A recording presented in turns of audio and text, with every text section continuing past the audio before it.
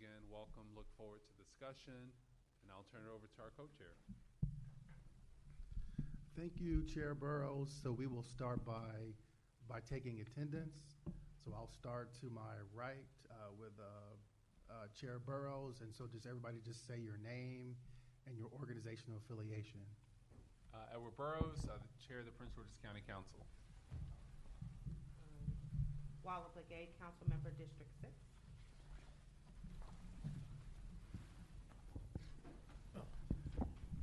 Martin Azima, Prince George's County Economic Development Corporation. Victoria Leonard, representing the Laborers Union and the Building Trades. David Tilley, University of Maryland.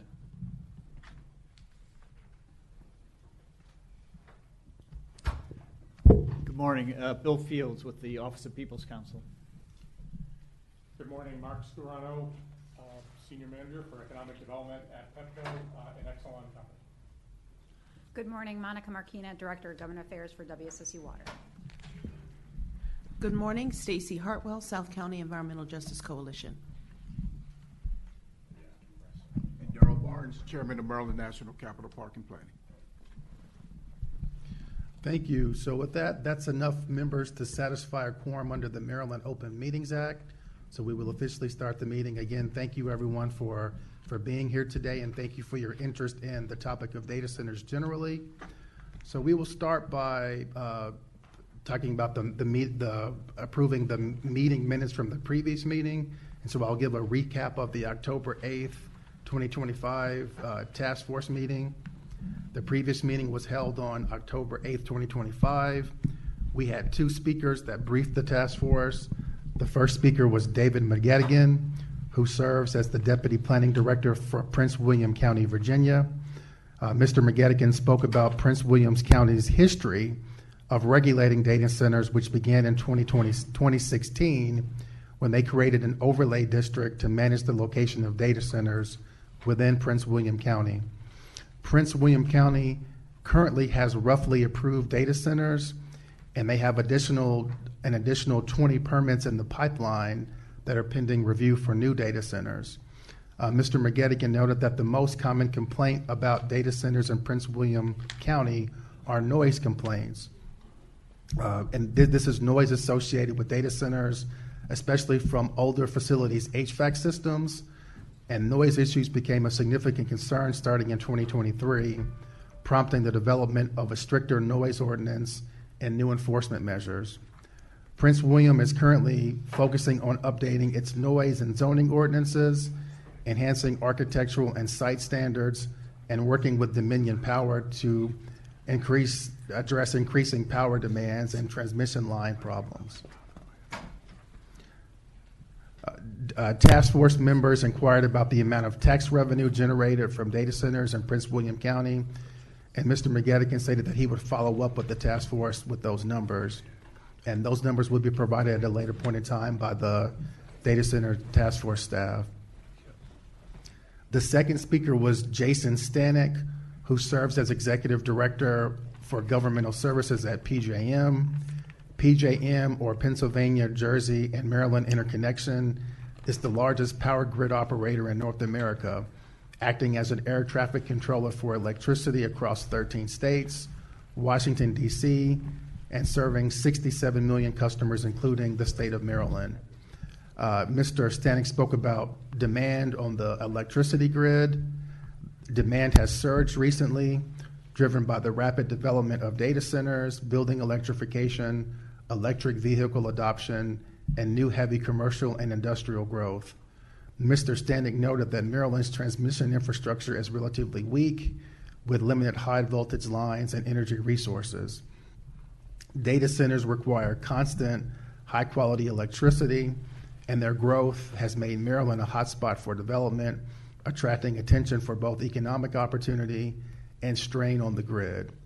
Stanek noted that there is a looming risk of voltage collapse in Maryland by mid-2027 due to rising demand and insufficient new power generation. Data center energy demand is rapidly growing, expected to triple from 4% to 12% of total power usage in 4 years, putting additional strain on the grid and highlighting the need for improved load forecasting and planning. Mr. Standing emphasized that PJM does not control electricity rates. Rates are controlled by state regulators like the Maryland Public Service Commission, and collaboration between state regulators and consumer advocates are needed to address rising electricity rates. More details from the briefing from Mr. McGettigan and Mr. Stanek are included in the meeting minute notes, which were circulated prior to today's meeting. And we also discussed at the last meeting the process for reviewing draft task force for reviewing the draft task force report, and asked members to provide their comments about the report by October 14th. So please take a moment to review the minutes from the October 8th meeting. The minutes were circulated prior to the meeting. Does anyone have any edits or comment about the October 8th meeting? If not, I move to approve the minutes from the October 8th task force meeting. Second. A second by Mr. Scarano. All in favor, say aye. Aye. Aye. Those opposed, say no. The ayes have it. The October 8th meeting minutes are approved. All right, so now we will talk about the data centers community meeting that was held this past Saturday on October 25th. So I'll turn it over to Chairman Barnes to start off about the task force community meeting. Sure. Thank you. I was not at that meeting, but by all accounts, I just wanted to provide some commentary. One is just say thank you to the men and women of the Maryland National Capital Park and Planning on how they handled that situation along with the park police. At the end of the day, I think we all want to have a voice into what goes on within Prince George's County. I think there's a way that we go about doing those things that is safe and sound for all that participate. We have a fiduciary responsibility here at the Maryland National Capital Park and Planning and within this data center task force that I think we always want to uphold. At the end of the day, we all want to be great partners and great teammates as we move forward methodically and providing as much information and detail as possible to the county council. That's our role, that's our responsibility. And I also want to just thank our co-chairs and how they handled that situation this past weekend. With 400 plus individuals coming out to voice their concerns, it was a huge undertaking. But I do believe at the end of the day that we did our jobs well. Members of this task force were professional, and I think that resonated overall in what we got accomplished. So I just wanted to say from me that I thank everybody that participated, that came out. I want to thank everybody that's a part of this task force. But more importantly for me was to thank the men and women of Park and Planning and what they did and how they did it under the circumstances in which they were under. So for me, I thank you all very much. Co-chairs, thank you for your leadership because it got back to me how you guys handled it and tried to calm the situation. So I thank you. Mr. Hunt.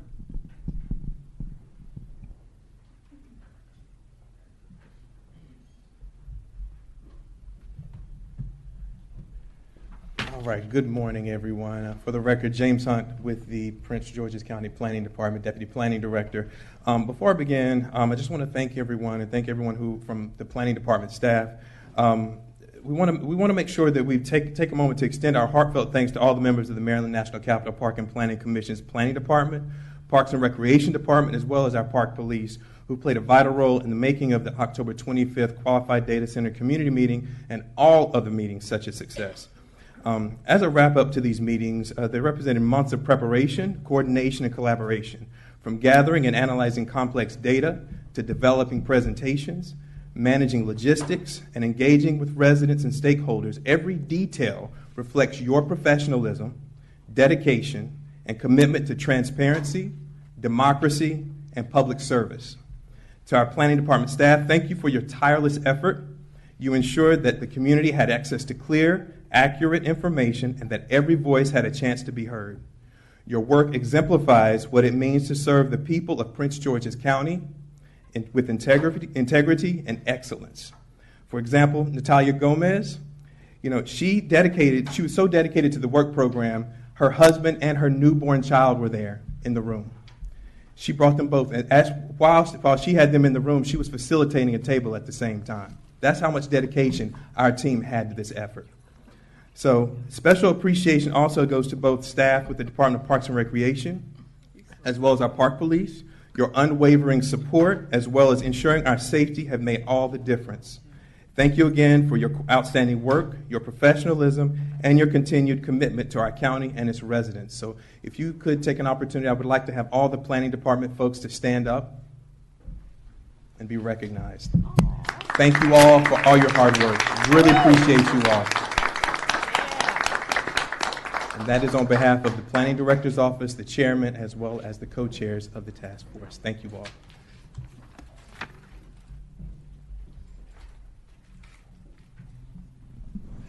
I also want to express my appreciation for the Planning Department staff who did a phenomenal job in organizing the community meeting this past Saturday. It was well organized, it was well staffed to accommodate such a large number of people that came out. And I just appreciate the way that they rose to the occasion and acted with professionalism even during some difficult parts of the meeting. So thank you again for your hard work in making that meeting a very successful event. So I'll provide just a recap of it. So the turnout at the meeting was high. I'm not sure what the final numbers were, but I think it was over 450 people. What was the final number? I think we were looking at approximately 465. Okay. So over 465 members of the community attended the meeting and expressed their views about data centers in Prince George's County. The turnout at the October 25th meeting more than tripled the combined attendance at the three previous July community meetings. The majority of the people at the meeting expressed opposition to data centers in the county. Many expressed the view that data centers contributed to environmental racism and would harm underserved areas of the county. A minority of people that attended the meeting expressed support for data centers. Their support was primarily based on the job opportunities that would be created by data center development. We are very pleased with the turnout and are glad that members of the community felt free to express their views about data centers. Several task force members attended the community meetings, including Chair Burrows, Councilmember Blagay, Brad Fromm, and myself. And I would turn it over to any task force members that attended the meeting to share their thoughts about the meeting on Saturday. Thank you so much. Is this one? Oh, okay, that's right. Okay. Yeah, so thank you all so much. I definitely am glad we had this meeting. Residents were able to express themselves. I will say that based on the comments that we heard from many who were very, very frustrated, I think the Landover issue is overclouding any type of education opportunity here because everyone's so focused on making sure that we don't move forward with Landover. So we do need to, there were a lot of statements that made sure that some of the residents are not informed of the things that the information we're getting on this task force.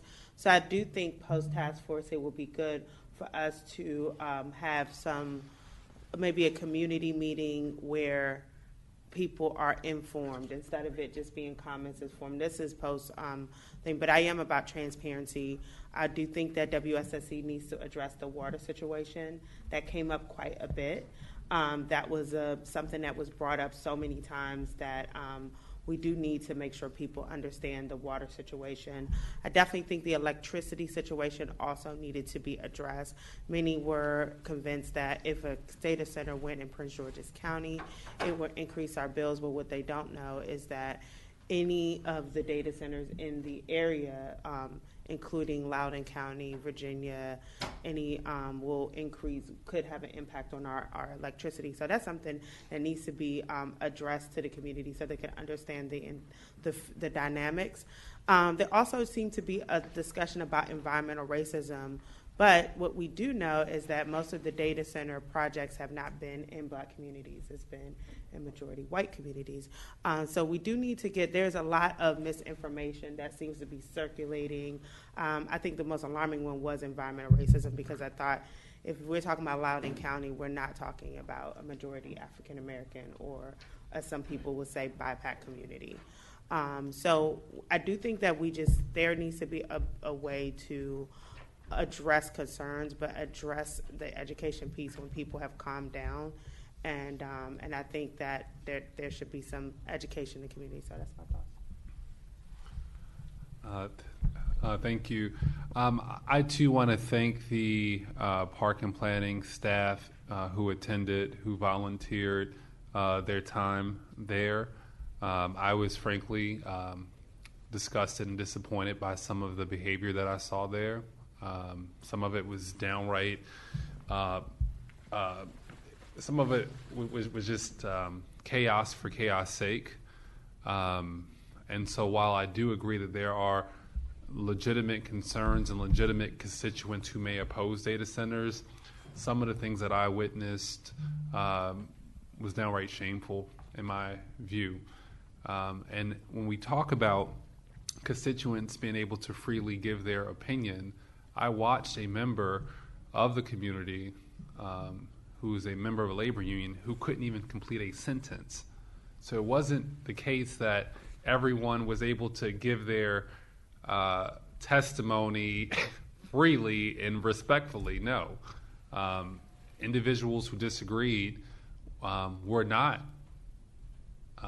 able to give their comments. And for the ones who chose to, they were ostracized, cut off, and were not able to finish their comments. And that's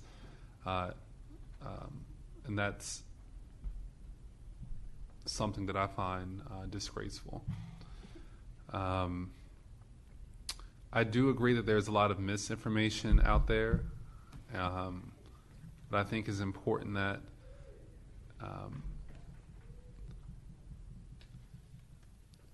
it's like, do you want the real information? Is a question that I have. You know, I'm unclear, but I'm trusting that this task force will weigh all of those things and come up with recommendations that take into account, of course, the sentiments of the community and all of the other information that we have.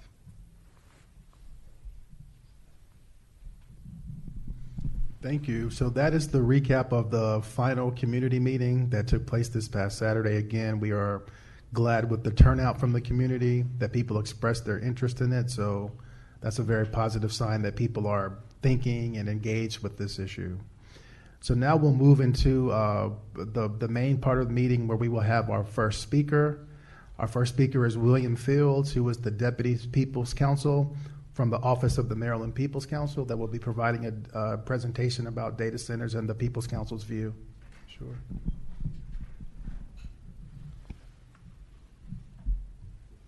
Mr. Chairman, on this, let's see if I get this thing to work. There we go.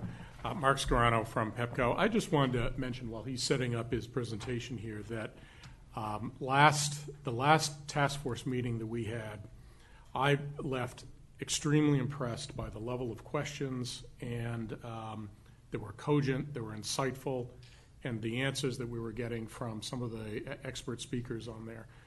I left feeling that this task force is on the right track for providing a lot of good information from folks, and I'm proud to be a part of it. So thank you.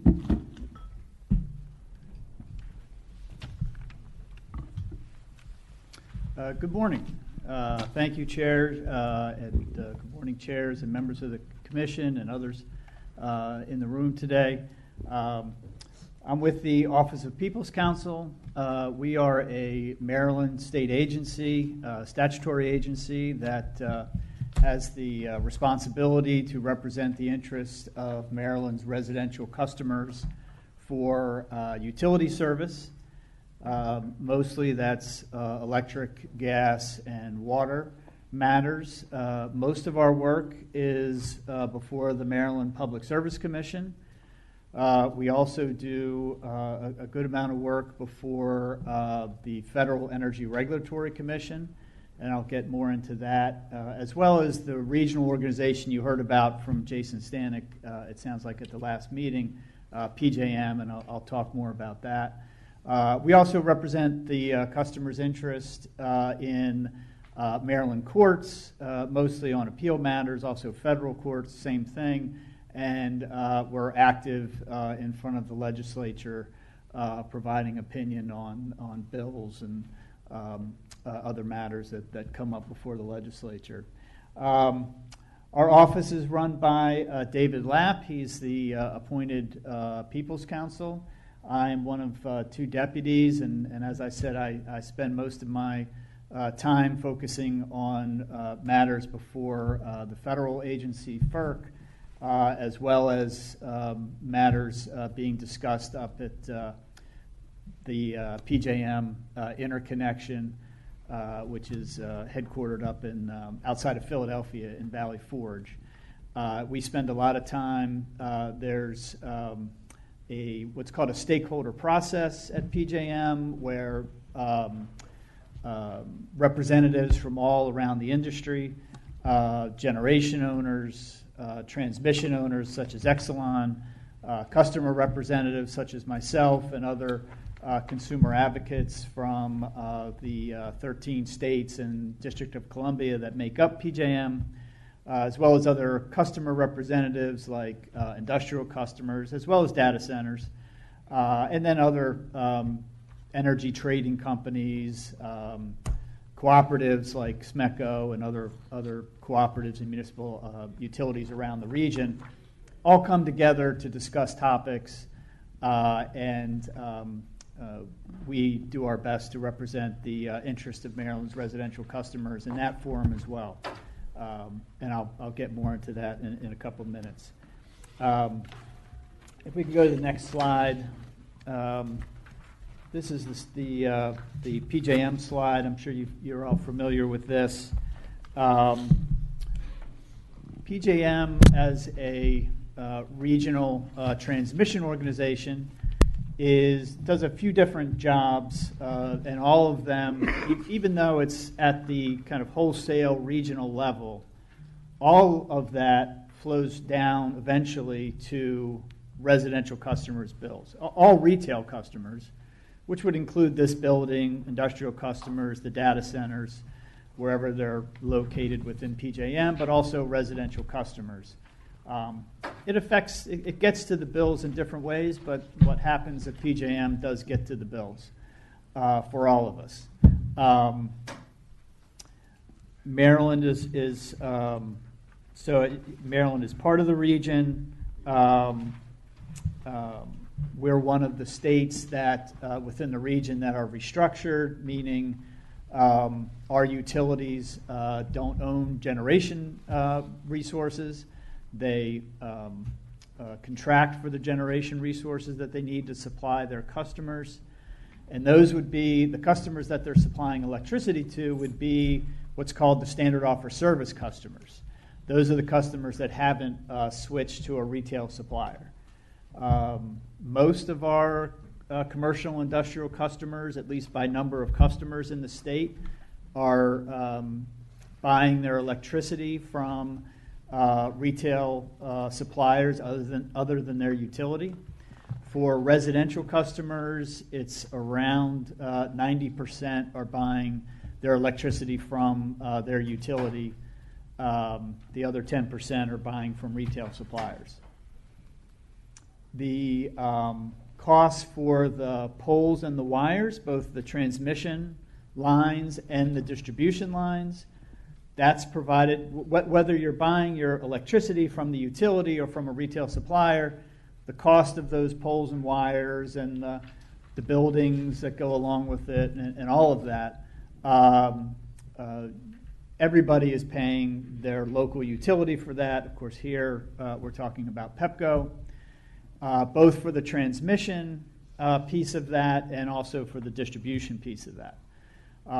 The distribution piece of that is regulated at the state level by the Public Service Commission. The transmission level of that is regulated by FERC, and many of the policies that I'll talk about with PJM affect what that transmission rate's going to be. On your actual retail bill, there is a commodity portion of the bill. That part of the bill covers both the generation commodity itself, the electricity itself, as well as the transmission part of the bill. Those are combined on Maryland retail bills. The distribution piece is separate on the bill, so your local utility is going to have charges in both of those two main categories. There's also taxes and fees on the bill. They're pretty small here in Maryland, but those are the three components of the retail bill and where they come from. If we go to the next slide. So we're talking about data centers, and we thought we'd try to give some scale to what's happening and really what's forecast to happen. This first bullet, Northern Virginia data centers, projected demand in 5 years to be as big as Maryland's total demand built up over a century. So Maryland's, for the entire state, the peak demand, which happens in the summer, although the winter load is still significant and there's issues with satisfying that as well. But peak load happens in the summer. That's about 15,000 megawatts. That's about as much as is projected to come online in Virginia over the next 5 years. Now, part of what I'm talking about today, I'm going to try to keep straight what's coming in the future versus what's actually happening right now. And that can get a little confusing when we talk about prices and costs, and you're thinking about the bill that you just got last month. So this is projected to come online in the next, as it says, in the next 5 years.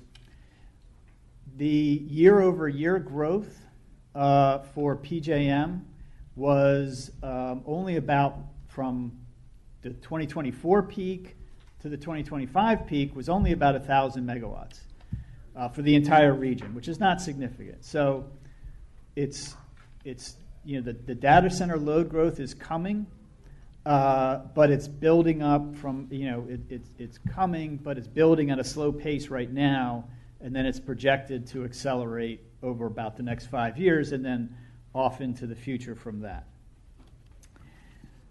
The second data point, second bullet point here, recent utility requests for electricity for new data centers would add about 5 times that amount to the entire region. So the process that this is referring to here is an annual forecasting process that PJM goes through. And this has been happening, for 20 plus years at PJM.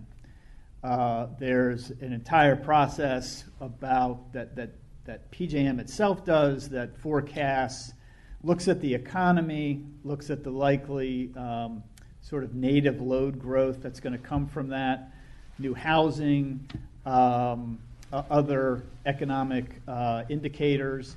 They also look at projections of electric vehicle sales.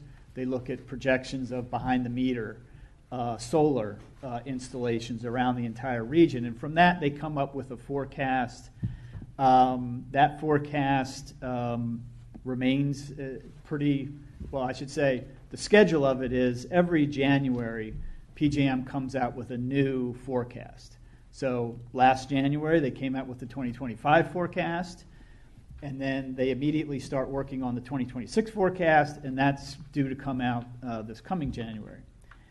And as part of that, I should say, the native load forecast is really a modest load growth, maybe 1% per year, not anything unusual from what's happened in history. Now, there's a separate part of that forecasting process where Each of the utilities within PJM, such as PEPCO, BGE, SMECO, they can go to PJM and make a request that the load forecast be adjusted based on large loads. That can be either large loads coming on or large loads coming off. It may be a certain industrial facility is coming offline, and that's going to reduce their load going forward. They tell PJM, and PJM adjusts its forecast. What's happened recently, last year and now this year, this fall, is that the utilities have reported extremely high growth from data center additions, or proposed data center additions. These aren't actual facilities that have come online. They're companies that have talked to their utility and said, we have a data center project, and the utilities are then reporting that in some kind of a aggregated fashion to PJM, who's then reporting it out to publicly. The part of the process where we are now is PJM reviews all of those requests, and then by January will decide what of all those requests for large load additions in the forecast, they'll decide which ones they're going to accept, and that will become the official forecast. And that official forecast is important for a couple reasons, which I'll get to in a couple minutes, but that forecast really drives some of the cost increases that I'm going to be talking about. So it's easy to think that this forecast dealing with data centers and other industrial facilities coming and going doesn't have much to do with residential rates, but it actually does, because it's going to be the basis for running certain markets at PJM and also doing transmission planning. So let's if we go to the next slide, I'll talk a little bit about those things.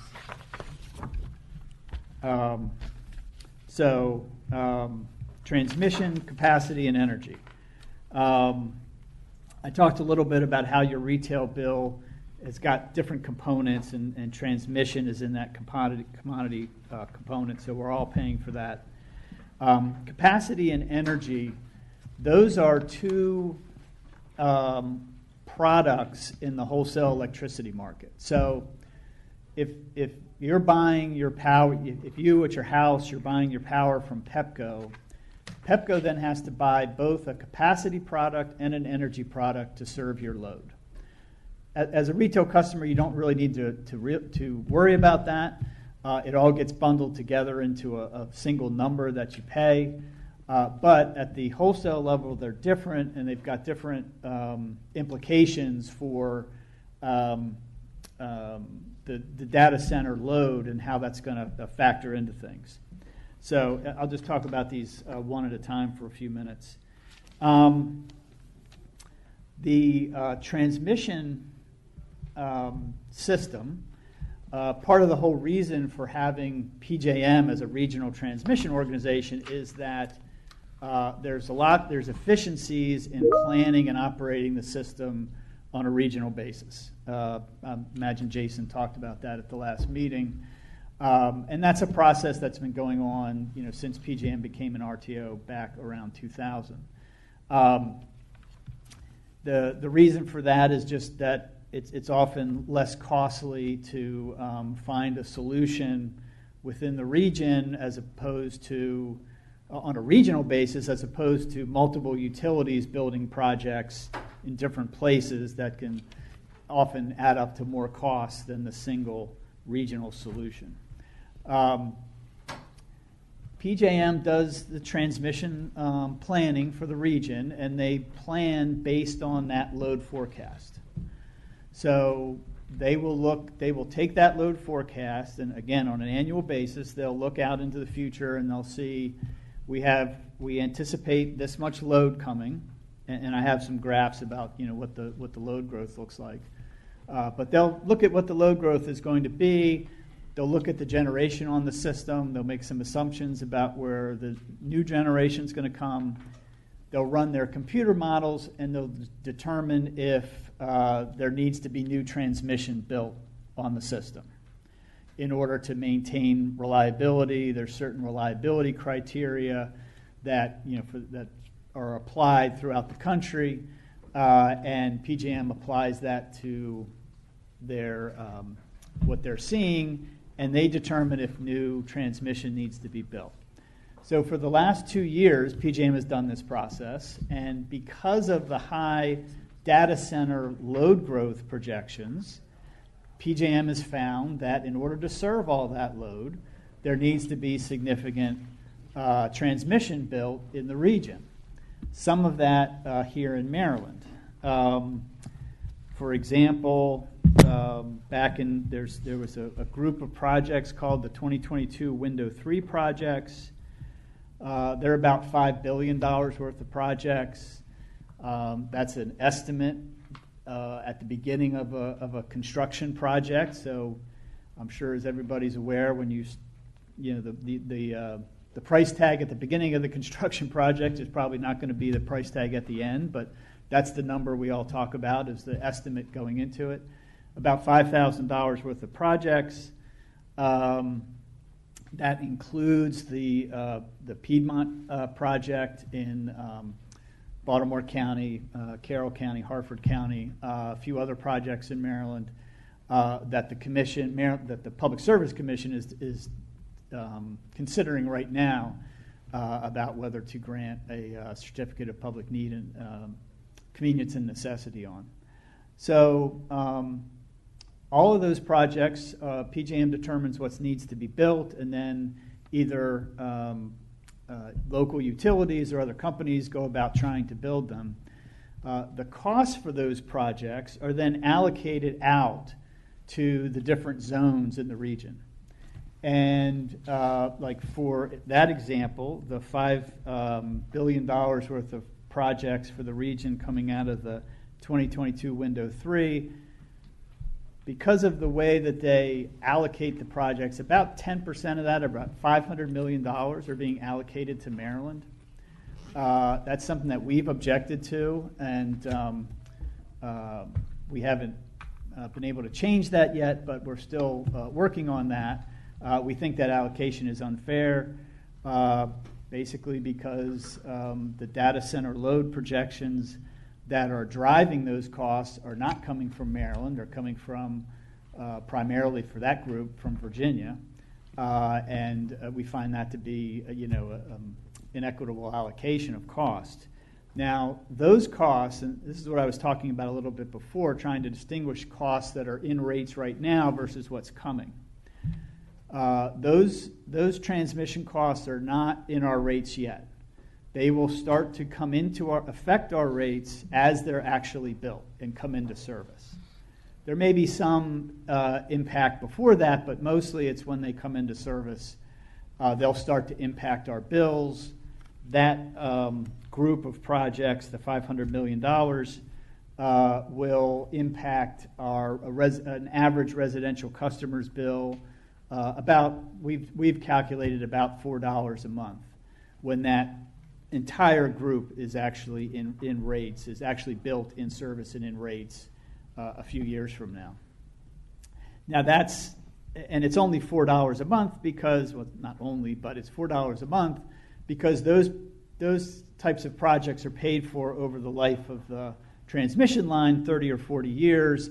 That spreads out the recovery, but it also means that those costs are not going away anytime soon. So there's also a second group of projects called the 2024 Window 1 group of projects. That's another $5 billion worth of projects. There are some projects in Maryland, but not as big as the Piedmont project from that. The bigger projects from that group are in Virginia and West Virginia. But again, there's going to be significant allocation of those costs to Maryland. Those allocation rules are federal. They're FERC rules.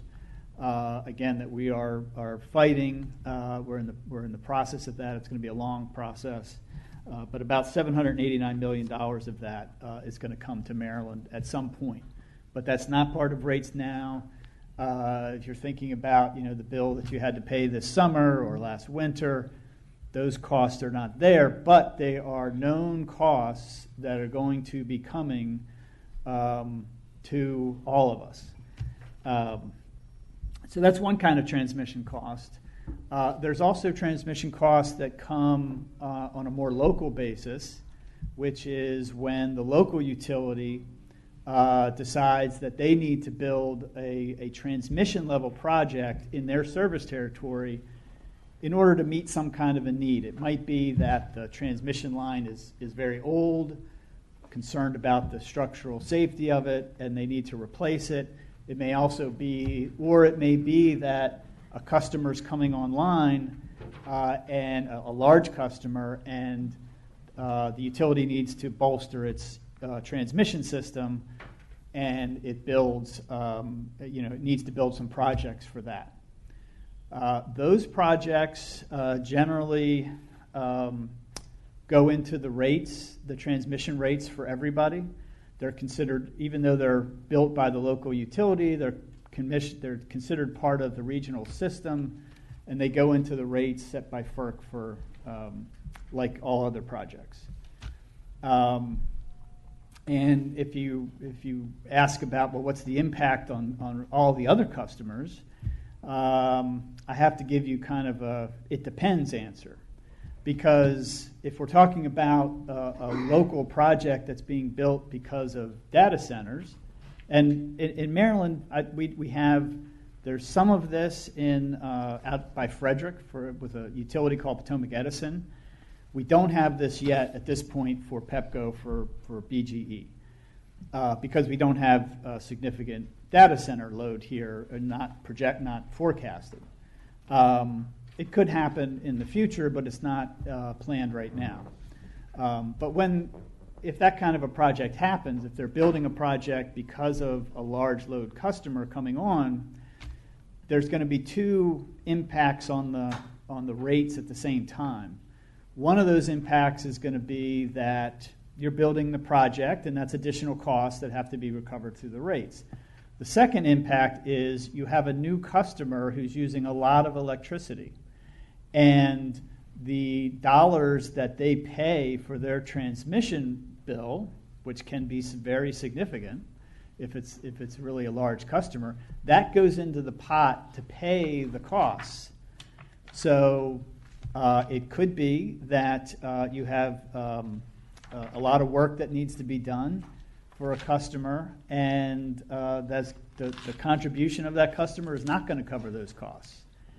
It could also be that you have relatively modest amount of work that needs to be done, although in this case we could be talking about tens of millions of dollars and still be relatively modest.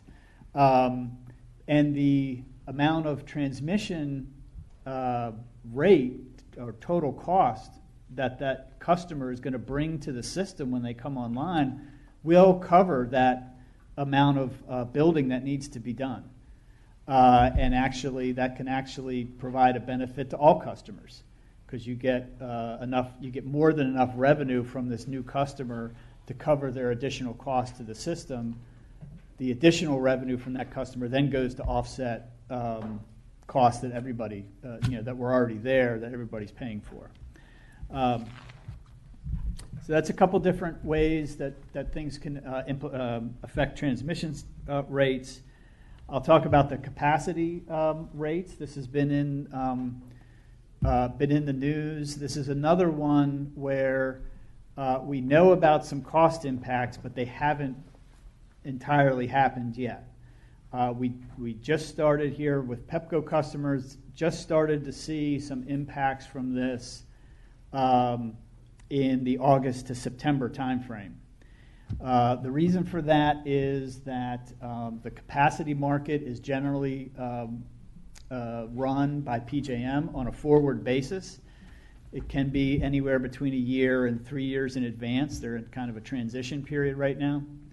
But the prices are set based on an auction that happens before what's called the delivery year, when the capacity is actually going to be available. So you'll see in the news about high prices and cost impacts and that sort of thing, but it's for the future. It hasn't actually hit into bills yet.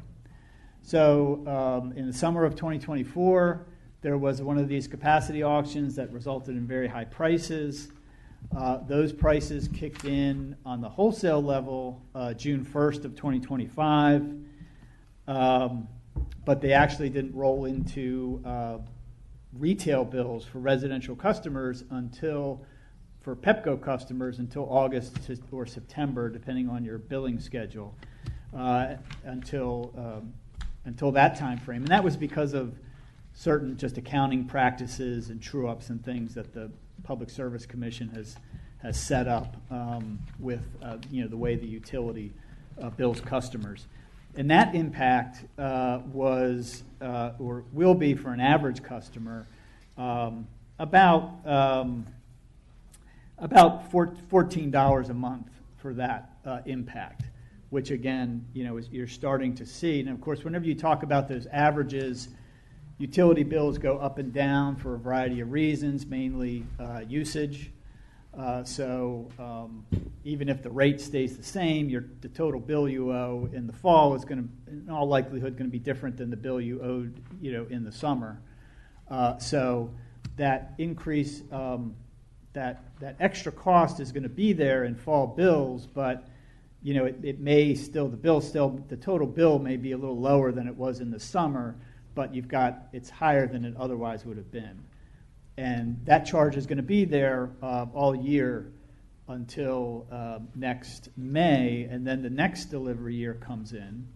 The capacity market for that year was also high, and there's going to be, on top of the $14, there's going to be another $3 impact. So the impact of the total of the two of them is about $17 to $18 a month. Again, these are averages. How much it affects an individual customer is going to be based on their usage.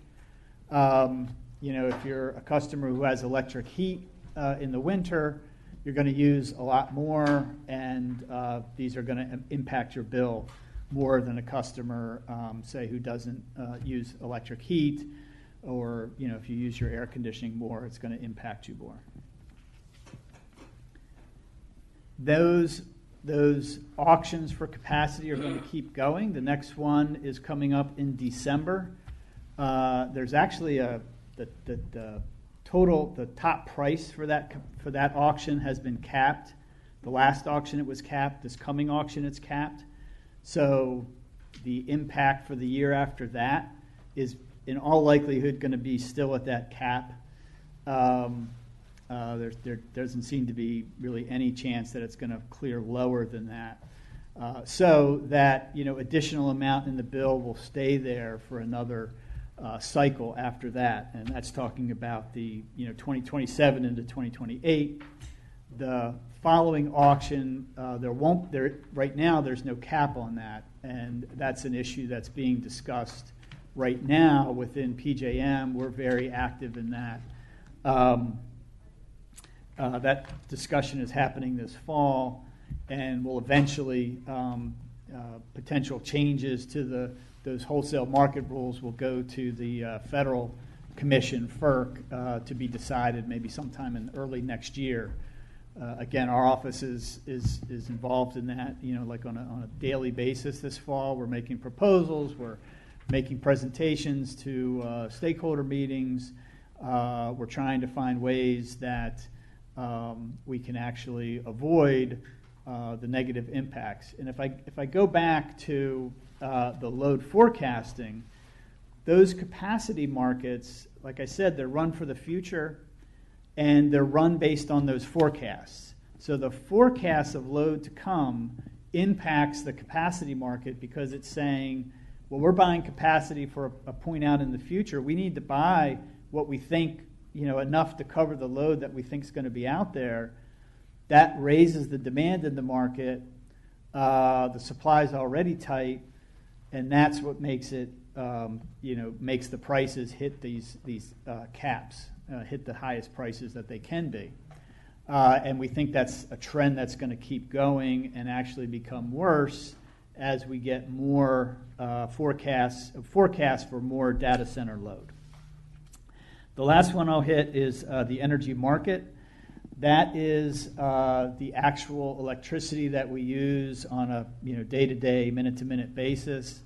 That is, for most residential customers, that's the biggest part of the SOS commodity cost that they pay on their bill. Currently, it's around 13 cents a kilowatt hour for BGE. I'm sorry, for Pepco. That has gone up over the last couple years. These are regional prices. It's hard to pin down exactly what's going on, but it certainly appears that increases in demand from the data centers that were already there are influencing the energy market prices, and that's then being reflected in SOS prices. The prices that are scheduled to come on into SOS prices for Pepco that are scheduled to start June 1st are another about 10% on the SOS part of the bill.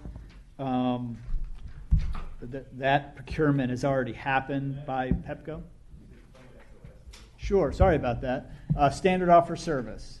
That's the electricity. If you buy your electricity from your utility, that's called standard offer service. About 90% of residential customers buy, standard offer service. The utilities procure that. They do that through their own competitive procurement processes. That's already happened for the electricity that they're going to use starting in June 1st. That has reflected, it's going to be another increase on that price, like I said, of about 10%. I'm looking for the number for that.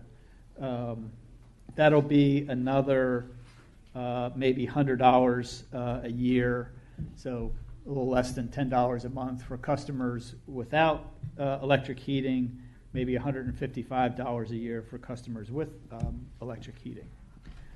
So those are impacts and prices that are going to be seen in customers' bills now and then coming up in the spring. Just one more note on, I mentioned the process, the discussion that's happening at the PJM level this fall. We are exploring ways to limit the impact of additional data center load, particularly in the forecast, on all other customers, existing customers. That'll be residential customers. That'll also be commercial industrial customers within the state. The main proposal that we're looking at, that we're working on, is a proposal that's generally called Bring Your Own Generation, BYOG, or Bring Your Own Capacity, BYOC.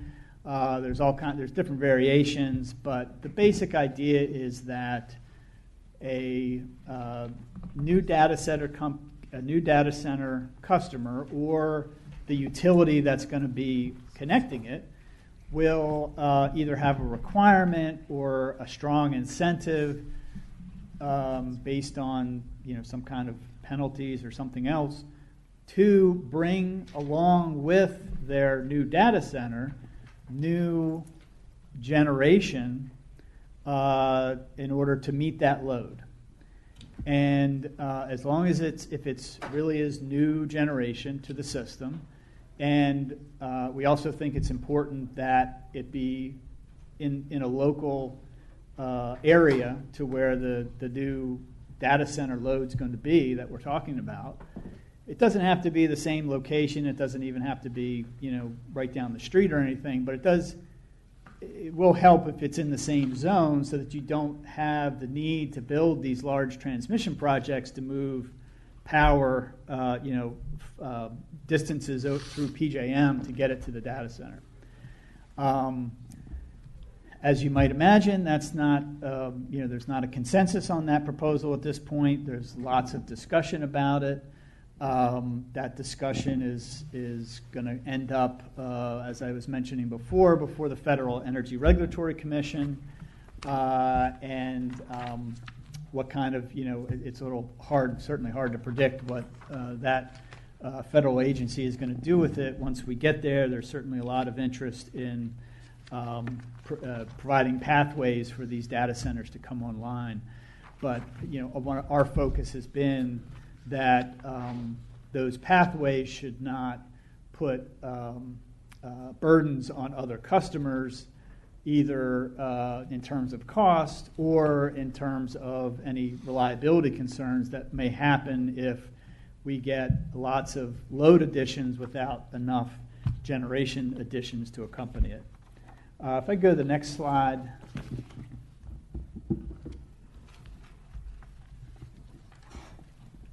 This is just a graphic representation of where the large load adjustments have come. This is for the 2025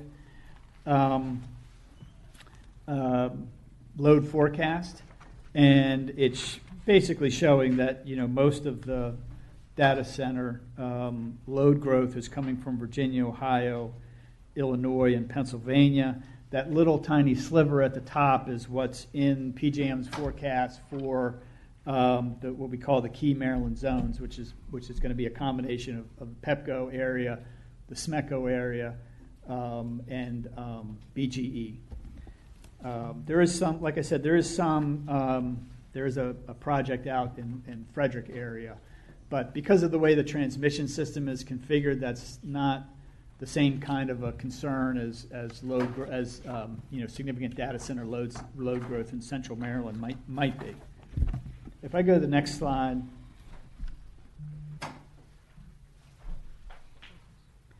This is just basically the same information. This shows the load growth projections from the 2025 load report, and this is going out through 2035. DOM, if I look at the top lines there, that's Dominion, which is in Virginia. The other one's PPL is a Pennsylvania utility, and AEP is an Ohio utility. Down at the bottom are the utilities I was just talking about here in Maryland, PEPCO, BGE, also Delmarva Power over on the Eastern Shore. That brown line that goes to APS, that's reflecting that Potomac, that Frederick, Maryland project and Potomac Edison, as well as some others in that general area in Pennsylvania and West Virginia. If I go to the next slide, I talked about that process where utilities make propose adjustments to PJM. This slide is talking about those proposed adjustments, which are being considered by PJM right now. And the point of it is that these are really huge numbers. They come in two flavors: large load requests and so this is, need my reading glasses. Okay, so the blue line is 2025. So that's the increases that were already been in the forecast that have already been accepted. And then if the large load requests are all adopted, that's going to be the yellow line. And for just if you trace up from 2030, the current forecast is already getting like 25,000 more megawatts. And with all of these adjusted requests, it's heading up towards something more like 60. Again, putting in context, Maryland's total load is about 15. This graph is for all of PJM, for all Pennsylvania, Ohio, Illinois, Virginia, all of it. And that's where most of it's coming from. But that is going to impact the overall supply-demand balance in the capacity market. It could also impact the planning function of what needs to be built to serve all of that. Both of those things could impact, will impact all customers, including residential customers, if we kind of continue on a business as usual approach. I talked about the bring your own generation approach. That would take this load growth and say, in some way, and there's multiple ways to do it, but that if if we're going to have, if you're going to bring on all that much load, those customers, then you also are responsible for making sure that generation is brought onto the system to cover it. If we're able to do that, and we're able to do that in the right way, then the supply-demand balance, because we're talking about markets at the regional level, you talk about the supply-demand balance will not be impacted, at least not significantly, because of the fact that both load and generation are coming at the same time. If you only have the load coming with insufficient generation, you're going to impact that supply-demand balance. You're going to get significant cost increases. And I think the last slide I'm going to talk about is the next one, what's going on at the Public Service Commission. The Next Generation Act here in Maryland in 2025 requires data center tariffs. A tariff is a document that sets out the rules for service for utilities. All of the utilities have them. They have them for residential customers. They have them for C&I customers. They even have them that would apply to data centers now. But the purpose of the Next Generation Act was to direct the commission to have a proceeding to come up with new tariffs to deal with this new kind of load and the cost that it imposes on everybody else. And so there's going to be some regulations that are going to be discussed before the commission this coming December. They're going to be relatively narrow in scope. They mostly have to do with the timing of studies and that sort of thing. And then there's going to be a continuing working group process. And again, our office is very much involved in that process. And the utilities are required to file those tariffs by September 1st of 2026. What we're hoping to come out of that will be tariffs that take some of the risk and the cost that new data centers in Maryland would impose on other customers and ensure that they have either the rates or the way the rates work or the way credit requirements work, that the risk of those new data centers being proposed but not actually showing up or maybe not taking as much electricity as they thought, that will stay with those data center customers and not be imposed on other customers. So that process is going on now. It's going to take a while to see what comes of it, and we're doing a lot of work in that process. I think the rest of these are additional reference materials that we don't need to go through, but I'm happy to answer any questions about that or other topics. Mr. Fields, thank you so much for your presentation today. I thought it was very, very helpful and informative. So we'll now open it up to questions from members of the task force. The first hand I saw was Mr. Tilley.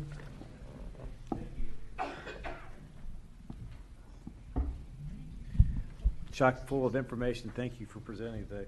I want to go to the supplementary material, and you have the electricity utility findings, distribution rate increase highlights. Which number? Page 11. Okay.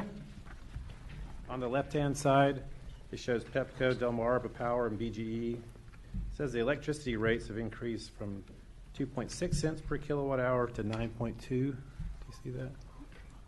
There. That's right. And likewise, I guess, in the other regions as well. Can you help us understand what's happened and what's the time frame? That means it's gone from 2.6 in 2010 to 9.2 in 2025, I'm assuming. That's right. Or it could actually be...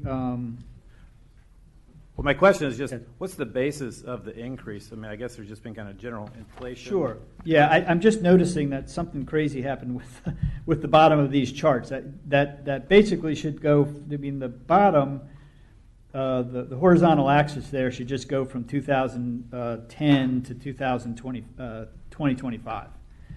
And so what's happened, what drives those rate increases, the utility rates reflect all of the cost of the utility, and The commission reviews all of those costs to determine what's prudent and reasonable.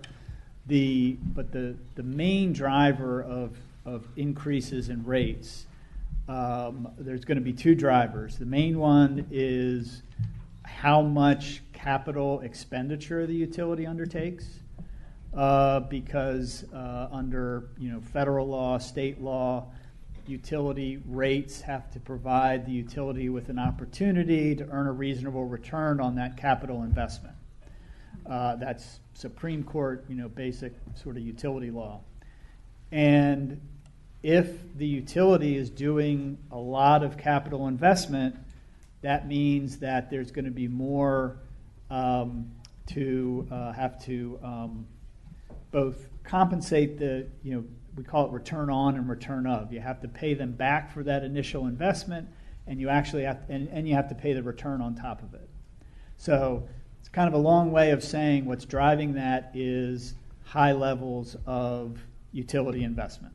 How much of that is just the price of the energy that's used to generate the electricity? Oh, zero. This slide is all about poles and wires. It's all about what's paid to the utility. So that's not a residential rate.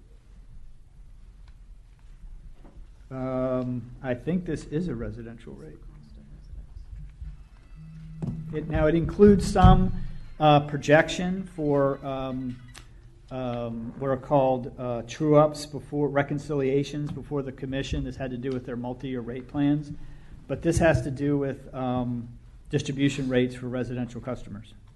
So then if we took that 13 cents per kilowatt hour that you quoted a little while ago, we would add the difference between the 9.2 and the 13 would basically get us to the residential, and the cost of fuel is added in there. Or I guess what would be nice if we had actually like an electric bill or something to study. Yeah, that would to be. Understand all these.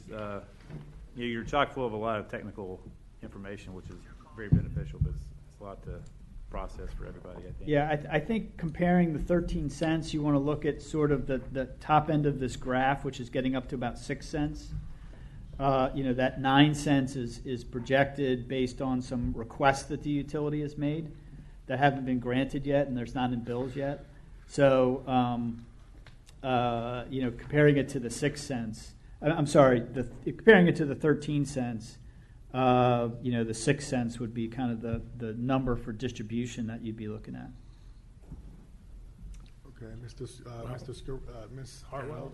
I think Wallop's next, then me, then him. Okay, Councilmember Blagay. Okay, thank you so much. Thank you for this. I would add just the last question,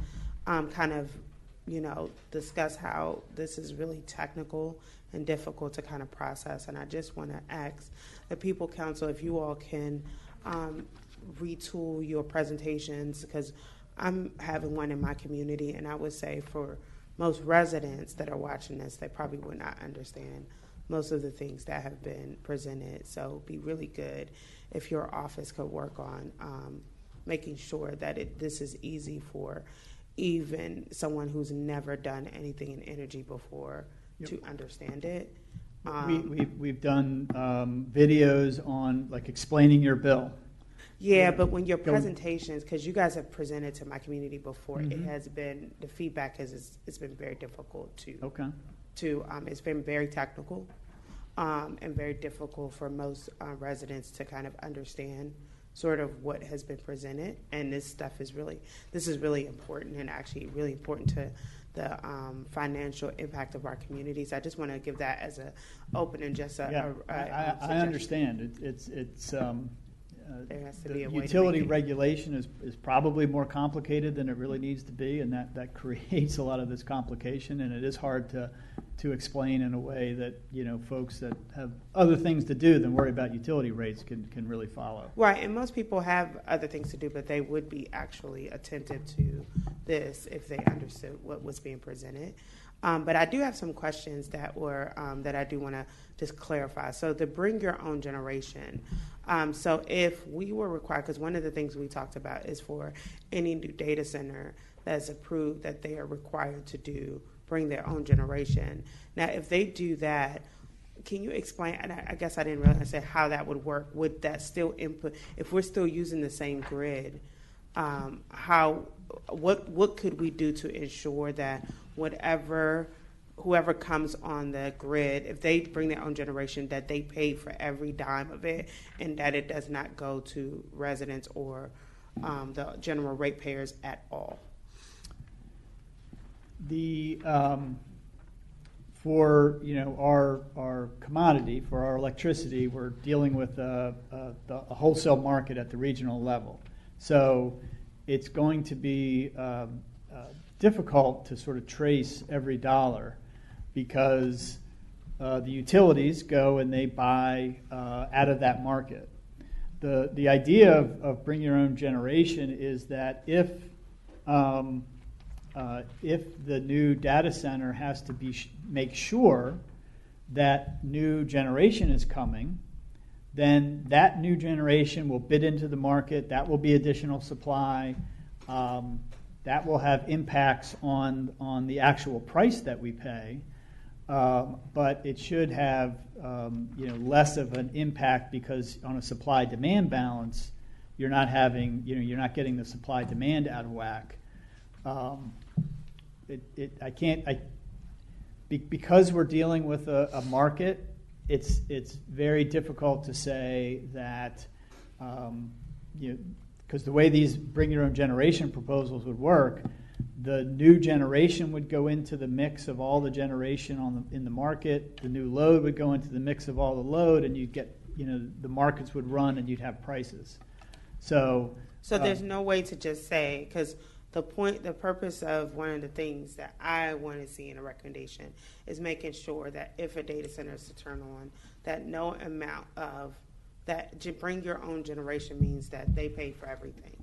They do everything, and then it doesn't impact the regular ratepayers.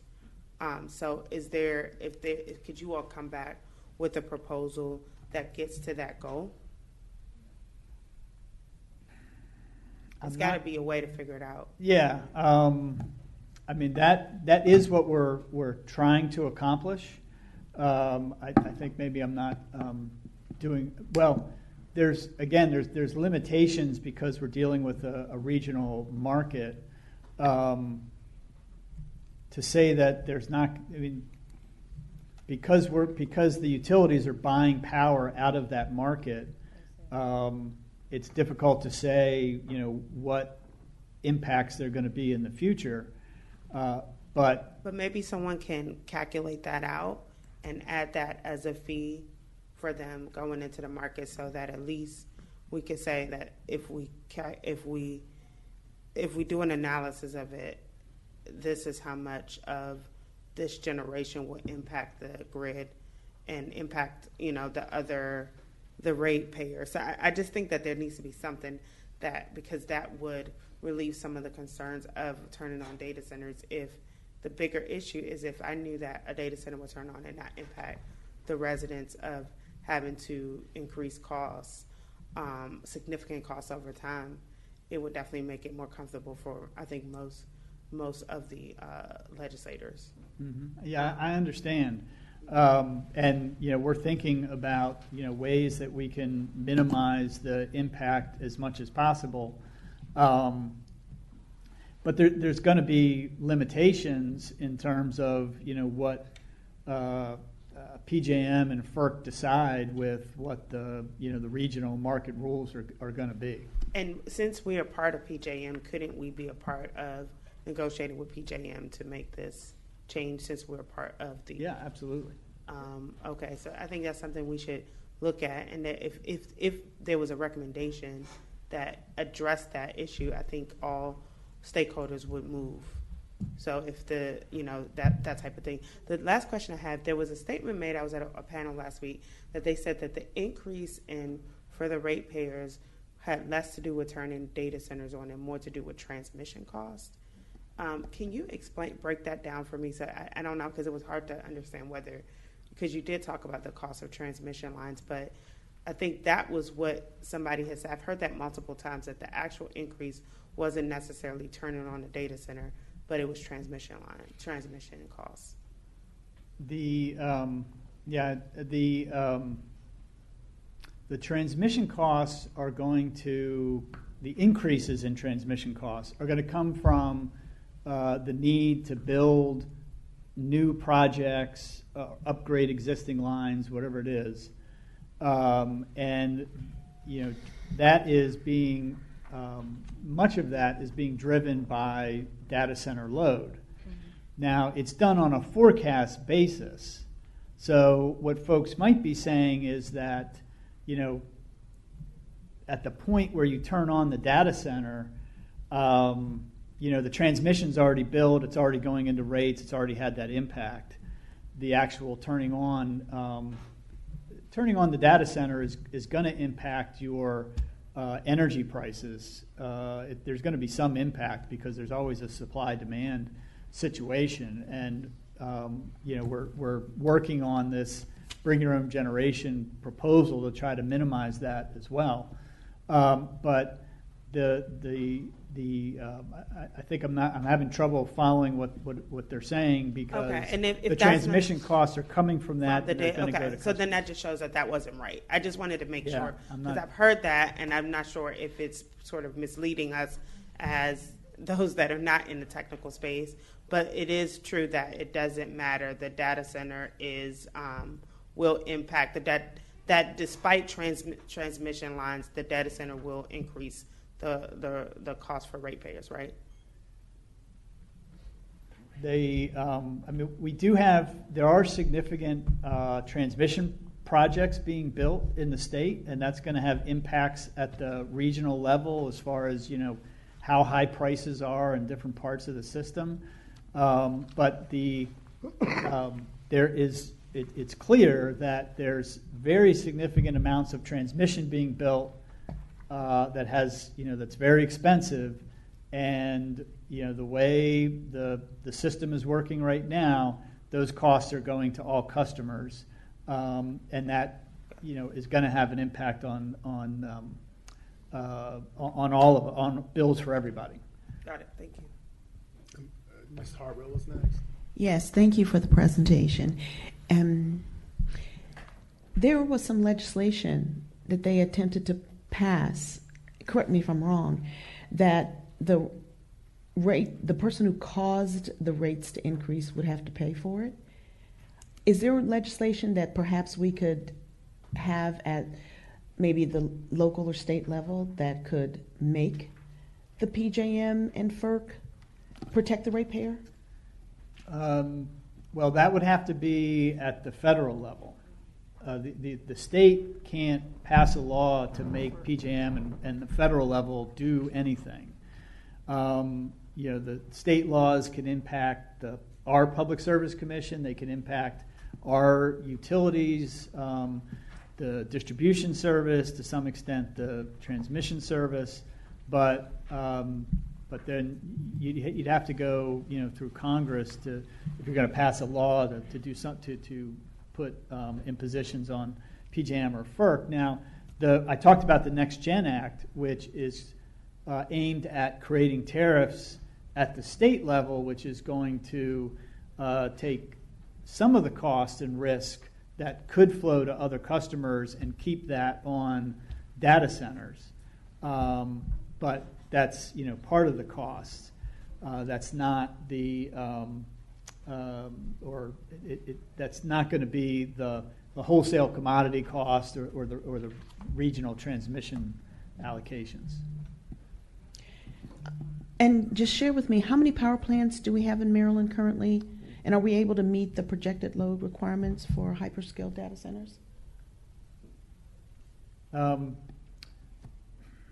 not sure exactly how many we have, but I can tell you that PJM annually studies the transmission system, studies the generation that's there. We had the situation with Brandon Shores and Wagner retiring, and that triggered the need to build an additional transmission project, and those generating plants won't be permitted to be actually retired until those that transmission project comes online, in order to, again, meet various, reliability criteria. That's the main project that's there, involving meeting Maryland load at the wholesale level. So, the system is adequate to meet Maryland load. There's no the Brandon Shores and Wagner generation retirement is pending. There is a project on the books. It's working through the system to deal with that now. I showed the forecast for data center load growth within BGE, Pepco, Delmarva. It's the whole load growth projection is very modest. It's a normal kind of load growth. So there isn't a reason to say right now that there's any concern about meeting reliability in Maryland. Now, if you have an issue with the entire region not having enough generation to meet new data center load in Virginia, Pennsylvania, Ohio, that could impact our reliability for everybody in the region could be impacted, but that's not a Maryland specific situation. If there was significant data center load projected in Maryland, that could be something that had to be dealt with at the at the transmission level. If we have the bring your own generation proposal, then they would bring generation to supply that. But we're not seeing, that's not in the projections right now. I have just two quick questions, very quick.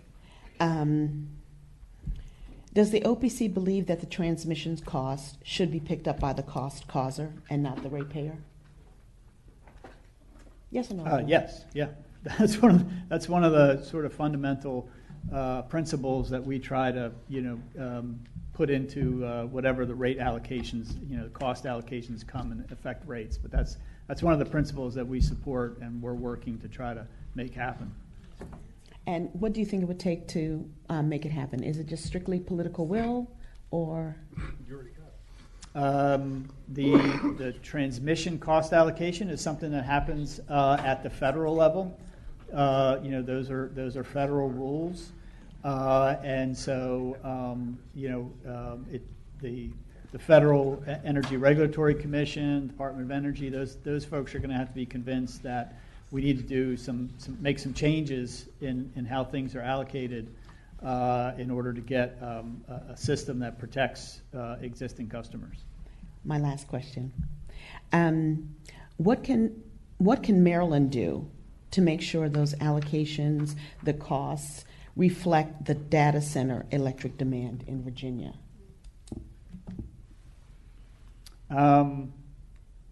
As much support as possible in these, regional and federal processes, and there's going to be litigation. We need to advocate at those levels to get, fair decisions that will protect the customers who aren't causing those costs. Thank you for using the word fair. Thanks. Mr. Scarano? Yeah, Mark Scarano with Pepco. There was a few things out of Wim's presentation that I think deserve some extra emphasis. And the first is that when any large load customer comes on board, they become a customer, a paying customer into the system. And when you think about the worst case scenario for any situation, it would be exactly what William mentioned, issues of speculation in which large amounts of infrastructure are created, and then there's no customer. Think about that on a much greater level of cost that we've been hearing. So you might remember from our last presentation, I talked about that transmission security agreement and ensuring that large load customers for projects over 50 megawatts or greater are providing a letter of credit guarantee for 10 years worth of purchases based on the load ramp that they promise. And that load ramp is what we make our decisions on for infrastructure improvements. So you see the relationship there. So I just wanted to kind of emphasize that, and I think that that's the direction I think we all want to be going in. It goes to your point as well on that as to who's paying for these as well. The larger the customer, the more load that they're taking in, the more that they are part of the ratepayer analysis that goes into paying off for these larger infrastructure improvements. So just want to make some connections there on that. In regards to the increase in rates and the such on that, I can't speak to 2010 on that, what we were doing back then, but I think I've got some information on what we've been doing recently, particularly with Delmarva Power, BGE, and PEPCO. Happy to share that with the group. Thank you. Mr. Azima. Martin Azima, Prince George's County Economic Development Corporation. I wanted to piggyback to what Council Member Blakely mentioned earlier, which is, of course, the numbers are concerning. I don't want to dismiss it. But we, on the international side, we travel globally, we see what other countries are doing.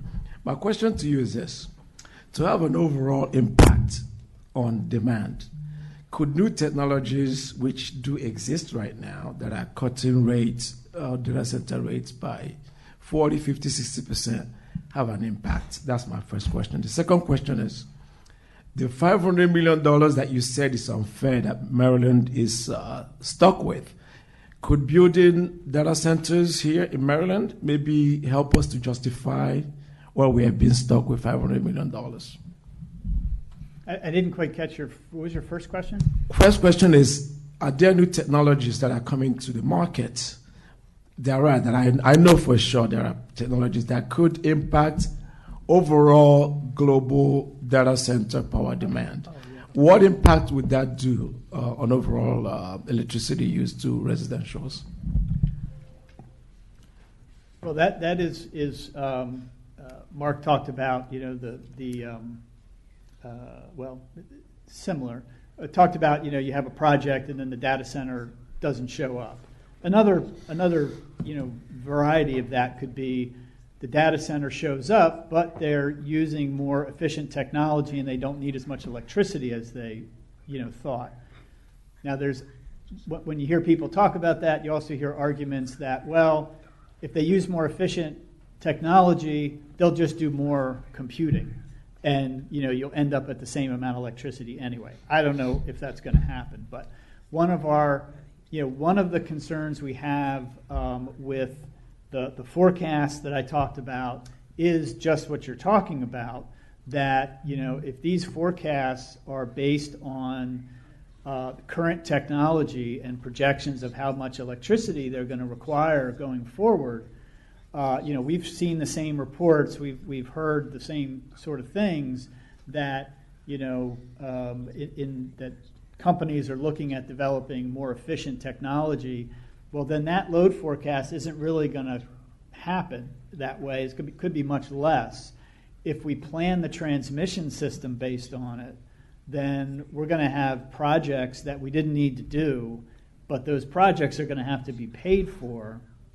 And, as Mark was talking about, when you have a specific local project and you're saying, you have a specific data center, you can have tariff requirements that I talked about that say, well, we want to make sure that you're going to pay for 10 years worth of your transmission cost. But if you're talking about projections out 5-10 years, you don't have that company in front of you to put that requirement on. But there may still be transmission being built for that. So I didn't get into it here, but another element of this is, I talked about it a little bit, PJM's review of those load requests. And we wrote a long letter to the PJM board about this. We've been really pushing very hard for PJM to say, you need to take a very close look at these load forecast projections, consider the issue that you're talking about, and consider, look at are there even enough chips being made to fill all these data centers that would have to be built to have this level of load increase? Is that even possible? Are companies making proposals to multiple jurisdictions? Exelon only knows about what they're being told. Maybe the same company is really talking about the same data center out in Ohio somewhere. And there's no way for each of them to know that. How can we get at making sure that you don't have duplicates in the forecast? That is something that the PJM board is looking at right now. We're all talking about the stakeholder process, but those are really important issues as to whether we're going to get costs that are reasonable or not. On the $500 million that's coming our way, if there was, if new data center load in Maryland, as Mark talked about, they become a customer, paying towards that total amount that the utility needs to collect. What additional utility cost would come along with the new data center in Maryland is going to depend on how big it is, where it is, all kinds of things. It's hard to predict, but the rates they pay would go into that sort of bucket of payment that goes towards what the utility needs. We just don't know how much additional cost would come from that. Just a last follow-up on this. So the increase to residential, $100 to $150 annually, that's a set cost. But is there, being that data center is going to power our daily lives, is it possible that you guys can present a counter argument that shows that there could be economic gains for any residential that $100 to $150 a year may not be that impactful? Because let's accept it. Technology is here. It's going to cost us in certain areas. It's also going to save us in certain areas. Because I want folks to understand that, yes, it is scary to get an extra $100, $150, but one can make an argument there are some benefits that must also be explained. Yeah, I understand your point. That's kind of outside of our expertise of the other benefits. We really focus on what the rates are and what the options and possibilities are to limit the impact on the residential customers. Thank you. Ms. Leonard? Hi, Victoria Leonard, representing the building trades in LaUna. And at our last meeting, we heard from a gentleman from PJM, and we talked about with him that Maryland is a net importer of electricity. We don't generate enough to meet our own demands. And he told us that we primarily get a lot of our electricity from Pennsylvania, where they do generation, but the companies there are also allowed to do the transmission. Whereas here in Maryland, the Pepco and the other electric companies can only do transmission, and they have to purchase the generation from other entities.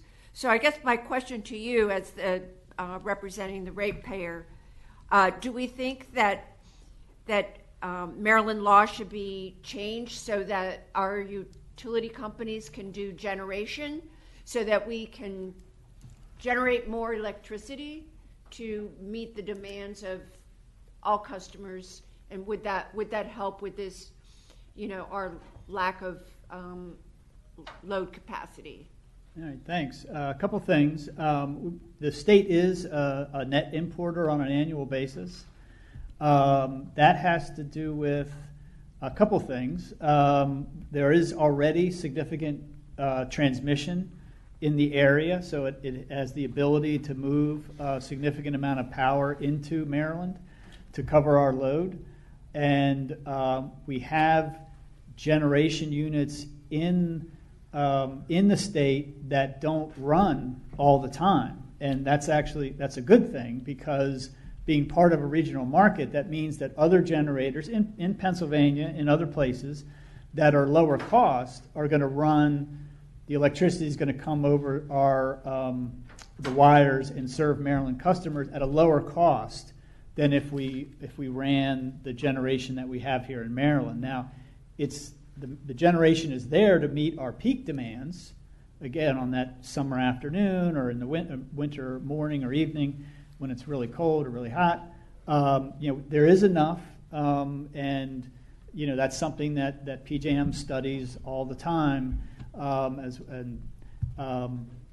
So that fact that we're a net importer itself doesn't mean much in terms of our reliability. As far as Maryland utilities owning generation, back in the Restructuring Act in the late 90s, the state moved away from that. We've certainly heard that talked about. We don't have there's not a bill where we have a position, that kind of thing. But I'll say that when you get into utility-owned generation, there's some things that go along with that. One is, and now Mark had to go to another meeting, I think, so he's not going to be able to respond to me. But the customers become responsible for all of the costs of the generation plant. And, if there are cost overruns, that's going to, very likely fall to customers. It is possible that if the commission finds that something was imprudent, then it wouldn't. But most of the time in that circumstance, you have a supply chain issue, you have some other delay, you have additional cost. That's going to eventually fall to customers. And so that's one of the considerations. The other one is that the customers are going to be paying for that particular plant for its entire life. And depending on what you build, that may or may not be the plant that you want to be paying for 5, 10, 20 years from now. So there's a couple aspects of it, those aspects in terms of risk for customers that we think about, that we're considering there. We follow very closely the PJM planning process, the PJM markets. We have a modest load growth forecast for BGE, Pepco, Delmarva. The generation that is in Maryland now will cover that load. It is sufficient, along with the transmission capability we have. So that that has to be considered in terms of whether there's an urgent need to do something, and then consider the potential costs and risks that come to all of us as customers if you get tied to a utility-owned generation. You're talking, $1 billion plus investment that could have real impacts. Ms. Carpenter? Thank you so much for the presentation. It was really, really great. I just have two quick questions. You talked about PJM and the large load request. What percentage of the large load requests do PJM accept or adopt? That's a good question. There isn't much history in this because it's really only come up with respect to data centers like in the last couple years. Before that, it would be, the GM plant on Broning Highway was closing down. And that wasn't controversial. Everybody knew it, and PJM would accept that. Now with these kind of data center load requests and projections, for 2025 they reduced it modestly. I don't have the numbers off the top of my head, but I remember it being maybe like a 15% reduction in what they requested. The big question regionally right now is how much, what's going to happen with this next cycle. We thought last year there was a huge amount of data center load adjustment requests, and now this year, I showed the picture, is much higher. What's PJM going to do about that? And where's the generation? If we don't have rules that require them to bring generation, where's the generation going to come to serve them? Thank you for that. And then about the $500 million again. You said you thought the 10% was unfair. What percentage do you all think is fair? Yeah, that's something that we're working on with experts in this field right now. I think where our starting point would be that, if the work is being done because of load in other states, then all of that cost should go to where the load is. And, as we talked about, the data centers become customers and contribute towards paying the costs. They're the ones that are going to have those customers and, increase their ability to pay those costs. One of the challenges we've got right now in Maryland is those costs are being allocated to Maryland, and we don't have the data center additional customers that will help pay them. Thank you. Sure, I have a question. So I was, I thought that slide 5 about large load growth was really interesting, and it showed that only 0.4% of the load is going to be coming from Maryland by 2030, and the rest come from Virginia's 34%, Ohio 30%. So my question is, if Maryland never built another data center, would the rates still go up based on the PJM network for other states like Pennsylvania and Virginia building additional data centers? Under current rules, yes. The $500 million I was just talking about is Maryland's portion of those costs. That's going to be in our transmission rates, unless we're successful in getting FERC to change that rule. The capacity market increases are happening. They're happening because of the data center load coming in other jurisdictions. Again, the bring your own generation proposal, these proposals are trying to mitigate that, but sort of under the current rules, yes, even if if it's completely in other states, it's going to impact what we pay here in Maryland. Okay. And my last question is, so given this reality, what authority does the Maryland Public Service Commission have when the rates are not attributed to any activity really in Maryland? Authority is limited, and that's where the advocacy at the federal level comes in. We talked about the large load tariffs in Maryland. Those can be effective in dealing with local costs. You have to build a local transmission project to satisfy, to serve the new data center in Maryland. You can deal with that, but at the state level, Maryland can't make Virginia adopt rules, and we can't make FERC change the rules. We have to convince them of that. Thank you. Mr. Tilley? Yeah, the folks on Wall Street, like financial analysts and investment bankers, are writing books about the AI bubble now, right? So I think it's back to your graph about the large load forecast and how realistic these are. Do the companies that propose a load increase have to put up any kind of financial commitment, any kind of bond saying that if you do this, we're going to, before they actually even submit the application? And then related to that, shouldn't there be some kind of like error bars around these projections rather than being a solid line? It sounds like there's some gigantic error bars of sorts. Yeah, especially as you get out further in the future. So these large load adjustments are information that comes from the utilities to PJM. So the utilities themselves don't have to put up any collateral or anything when they propose these adjustments.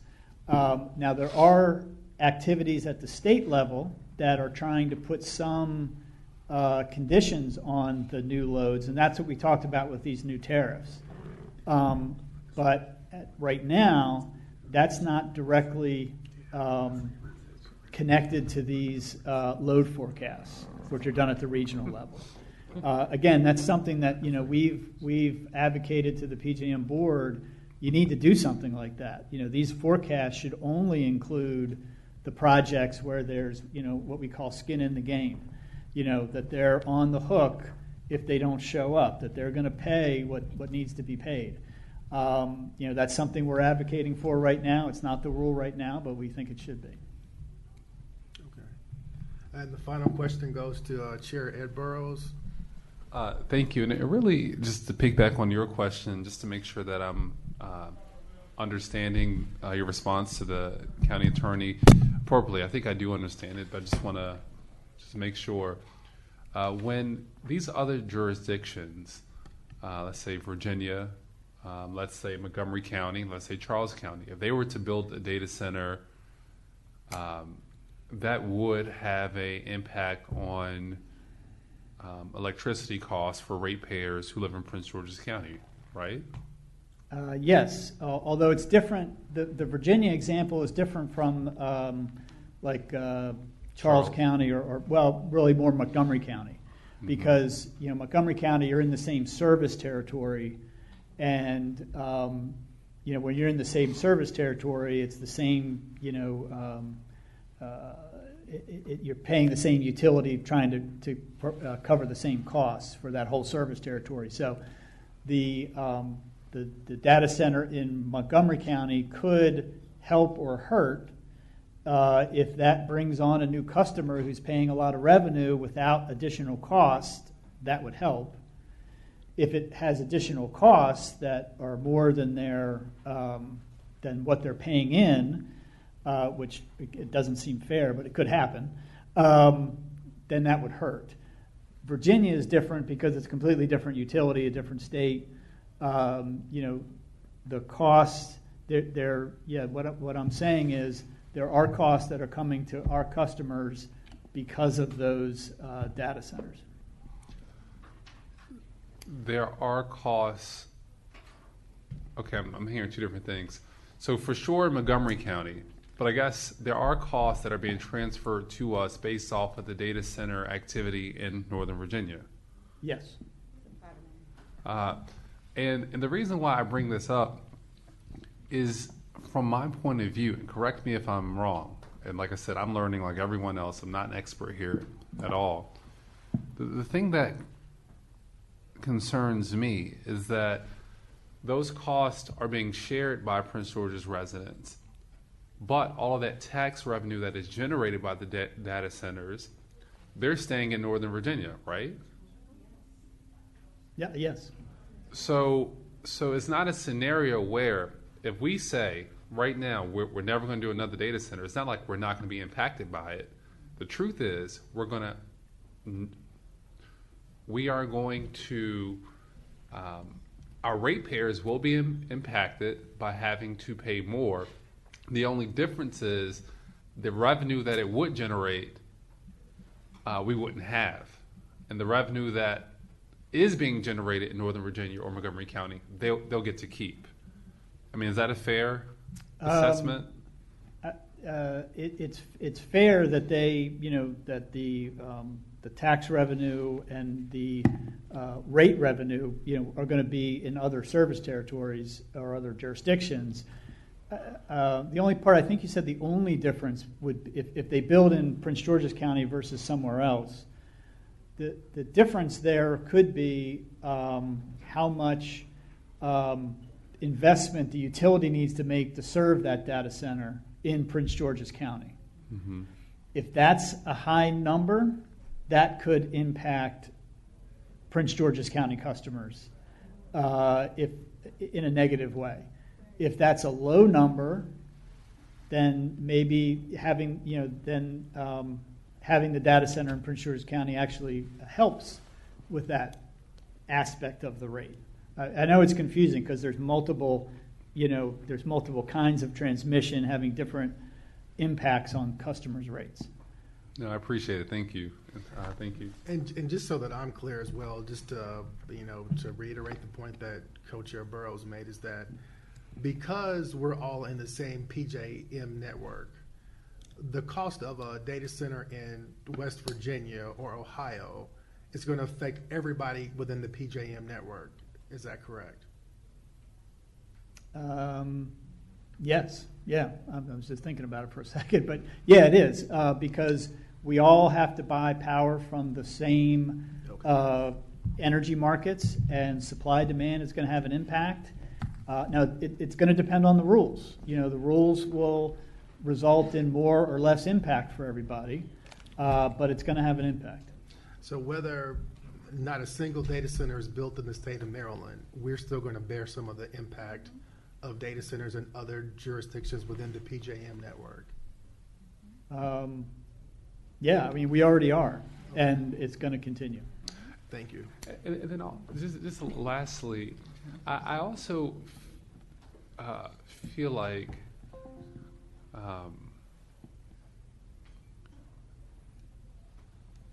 I believe that we have a responsibility as best as we can, and we might already be late, to get ahead of the game. Like, you know, the technology, AI is not going anywhere, it's only going to increase. And how do we position ourselves in the best way to make it beneficial, not harmful to the county, is what, you know, I hope we're able to explore. I know this is our second to last meeting, so maybe we won't be exploring it, but because it's not a situation where, to the county attorney's point, we can say, okay, we won't do anything, but the world's going to pass us by. The region's going to pass us by. Maybe they've already started to pass us by, but we're still going to deal with the consequences of it. So, Yeah, I mean, and you know, our function is, you know, to focus on utility rates and impacts and potential impacts. All those concerns are, you know, sort of other concerns that should be considered as well. Okay, thank you, Mr. Fields, for your presentation and for your detailed comments and responses to the task force members' questions. Thank you very much. Thank you. All right. And so I just wanted to note for the record that invitations were extended to the Maryland Department of the Environment and the Maryland Public Service Commission to attend the meeting today, but they were unable to send a representative. However, the Maryland Department of Environment sent a letter, which is part of your packet today. It's a letter from Secretary Serena McElwain from the Maryland Department of the Environment that they provided responses to some questions that were asked of them. And those questions were, how does the Maryland Department of Environment assess and regulate the environmental impact of data center development, particularly in terms of energy consumption, water use, and waste management? The other questions were, what specific environmental safeguards or guardrails is the Maryland Department of Environment implementing to protect ecosystems and public health from the increased demand of data centers, including emissions control and water protection? An additional question was, how is the Maryland Department of Environment collaborating with other state agencies and stakeholders to ensure that data center growth is aligned with Maryland's broader environmental sustainability goals and avoids contributing to long-term ecological degradation? And so the answers to those questions are part of the packet that's before all task force members now. So we did get responses from the Maryland Department of the Environment, and we did invite the Maryland Public Service Commission, but they were unable to attend today's meeting. Okay, and with that, we will go to the next part of the agenda, which is the data center study report and overview, and I'll turn it over to Deputy Director James Hunt. Yes, thank you, Co-Chair Jones. You all the task force members should have received at this point in time a link or a copy of the a draft study at this point. We are expecting to receive comments. We have received quite a few comments back. In addition to the multitude of comments that came out of Saturday's community meeting, the overwhelming amount of comments, our team is going to be reviewing all those comments to put into, or to utilize that as a part of our analysis for that final report. We're asking that all the comments get back to us by Friday, October 31st. This will ensure that we'll be able to kind of digest all those comments and get them into the record. In addition to that, we will have to take in accordance with Council Resolution CR 16-2025. We have a responsibility to get this document back to the council in November, and at this point in time, we're looking to, I think, November the 17th, and we're looking for that date at this point. And so we're respectfully requesting everyone to get your comments into us by this coming Friday as quickly as possible. Okay. Yes, Ms. Marquina? Okay, thank you, Chair. I just wanted to confirm that the presentations that were provided by WCC Water in July would be part of the appendices in the report.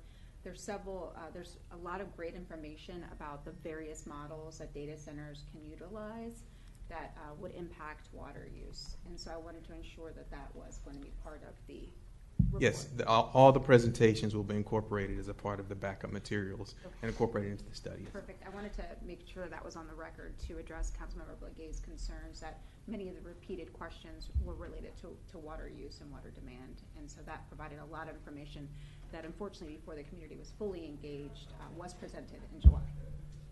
Thank you. Any additional questions from task force members about the report and the process for submitting comments, and any additional questions? Mr. Tilley? Dave Tilley, University of Maryland. Is there going to be any effort to do any kind of like financial projections on what data centers would mean for the county by this task force? Or is that outside the scope of our efforts? Chair Burrows? Yes, my understanding is that members of the task force have formed a subcommittee and they are working on that, and that will be included. Will we have a presentation on that at the next meeting?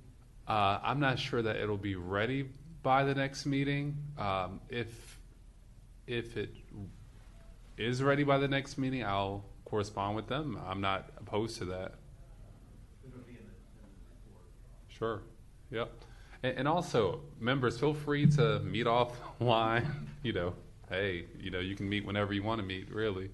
So you always have that option. But yes, my understanding is that a report is, economic study is being done, and it will be part of the record. Any additional questions? Okay, so our final task force meeting is Wednesday. What is the exact date of the final task force meeting? I think it's the 14th, is that correct? I'm sorry, November the 12th. So the final task force meeting is Wednesday, November the 12th. And during that meeting, we will discuss the final report, and if there's a dispute about anything, we can vote over the terms of the report. That will happen at the final task force meeting. Ms. Marquina? Are there any plans for the way it's going to be presented? I'm hearing a lot of great feedback about the community, opportunities for community feedback. Once the report has been finalized, what's the plan as far as informing the public? Because so many people followed it. So beyond just the report, are there going to be opportunities for engagement? Well, we've had significant engagement, in my view. I know over the summer there were sessions in North Central South this past weekend. There was tremendous community engagement. I believe that this committee will analyze the recommendations, we'll sift through them, we'll take whatever votes needed, and at that point it'll go to the county government. The county government, in order to pass any bill, there's going to be a public hearing of some sort. But this task force legislatively expires in November. Is that right? Yeah. So that is absolutely correct. So there is an opportunity for public feedback, at least through the county council process. So I just wanted to make sure that was. Yes. So I know that the council has asked us to brief them on the report once it's finalized. So Chair Burrows, who's a member of the council, I will probably do the briefing to the council about the task force report. So there will be a briefing before the county council on the report after it's finalized. But what the council chooses to do with the report recommendations, that's a matter for the council, not for the task force.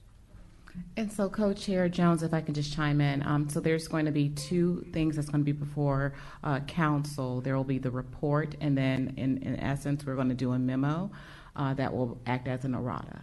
And so right now you have a beautiful document, and so time permitting, we would like to make some surgical changes. If not, then to give everyone a comfort level, we can have a memo with an errata that captures any next steps that will allow for us to make any additional changes. We do have a website, and so everything that's presented at all the meetings will be uploaded, And so the public will have access to that website forthcoming as well. Ms. Hartwell? Yeah, so are you saying that the the final document will be on the website for people to see?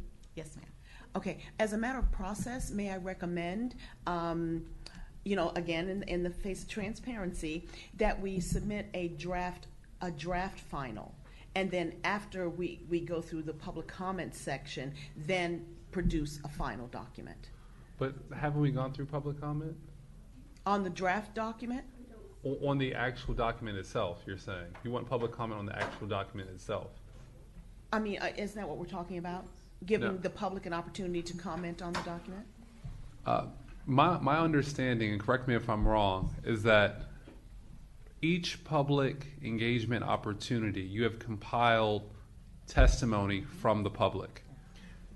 Even this past weekend, you've compiled all that testimony from the public. That testimony is going to be transmitted, synthesized, and a part of the final report.